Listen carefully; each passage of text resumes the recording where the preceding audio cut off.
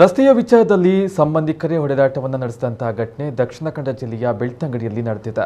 ಇಲ್ಲಿನ ನಡ ಗ್ರಾಮದ ದೇರ್ಲಕ್ಕಿಯ ಭೀಮಂಡಿ ಎಂಬಲ್ಲಿ ಈ ಪ್ರಕರಣ ವರದಿಯಾಗಿದೆ.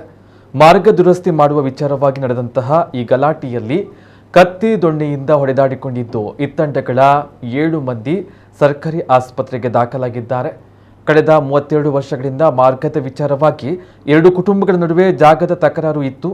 ಇದೇ ವಿಚಾರವಾಗಿ ಬೆಳಗ್ಗೆ ಓಬಯ್ಯ ಗೌಡ ಮತ್ತು ಅವರ ತಮ್ಮಂದಿರಾದ ಕೃಷ್ಣಪ್ಪ ಗೌಡ, ಕೇಶವ ಗೌಡ ಹಾಗೂ ಕೃಷ್ಣಪ್ಪ ಅವರ ಪತ್ನಿ ಭವಾನಿ ಅವರು ಮನೆಗೆ ಹೋಗುವ ರಸ್ತೆಗೆ ಪಿಕಪ್ನಲ್ಲಿ ಚಲಲು ತಂದು ಹಾಕಿ ದುರಸ್ತಿ ಮಾಡಲು ತೆರಳಿದರು. ಈ ವೇಳೆ ಅವರ ಸಂಬಂಧಿಕರಾದ ಪೂವಪ್ಪ ಗೌಡ, ಅವರ ಪತ್ನಿ ಲಲಿತಾ ಹಾಗೂ ಅವರ ಮಗ ವಿಜಯ ಗೌಡ ಇವರುಗಳ ನಡುವೆ ಮಾತಿನ ಚಕಮಕಿ ನಡೆದಿದ್ದು, ಲಲಿತಾ ಕಡೆಯವರು ಕತ್ತಿ, ದೊಣ್ಣೆ, ಹಾರೆ, ಕಲ್ಲುಗಳಿಂದ ಹಲ್ಲೆಯನ್ನ ಮಾಡಿದ್ದಾರೆ. ಈ ವೇಳೆ 2 ತಂಡಗಳ ನಡುವೆ ಹೊಡೆದಾಟ ನಡೆದಿದೆ.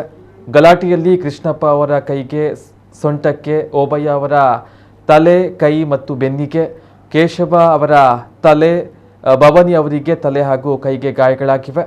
ಇನ್ನೊಂದು ತಂಡದ ಪೂವಪ್ಪ ಗೌಡ, ಲಲಿತಾ, ವಿಜಯ ಗೌಡ ಅವರಿಗೂ ಸಣ್ಣ ಪುಟ್ಟ ಗಾಯಗಳಾಗಿವೆ.